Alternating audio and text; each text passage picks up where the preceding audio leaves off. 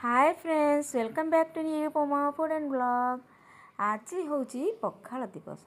जेहेतु आज गोटे बहुत बढ़िया दिन आई पखाल दिवस रे आम ओडिया मैंने समस्ते पखाल खाई आमती पखाल न खाई रही था से पखाल कली देखूँ आ पखाल मुझे कौन कौन आइटम कली आपण मैंने देखा चाहिए नी आती भाव देखा चाहिए तो मो चैनल को आसतु लाइक करूँ कमेंट करूँ शेयर करूँ सब्सक्राइब करूँ आ पाखे थी बेल आइकन को क्लिक करूँ जहाँ भी वीडियो मुझे पोस्ट करी आप सहज सुविधा देखिपारे। ठीक अच्छे देखो ये हूँ आलू ए कंचा लंका दला हो पखाल पखाल दही पखाल पियाज ऐड कराई सोरिष तेल ऐड कराई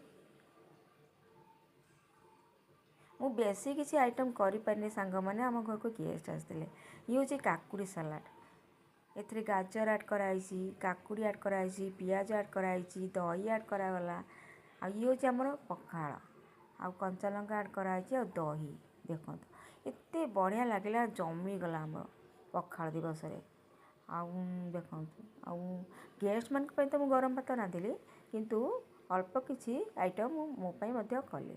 ये हूँ कलरा पियाज कंचा लंका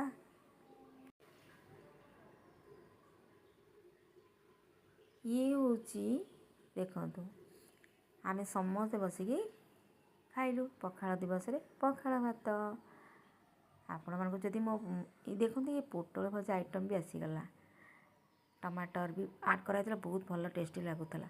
आपण मानक जदि मोर ये पखाल भात ये जो आइटम ये जो वीडियो भल लगुता है ना तेरे लाइक करेंगे कमेंट करेंगे शेयर करेंगे सब्सक्राइब करने।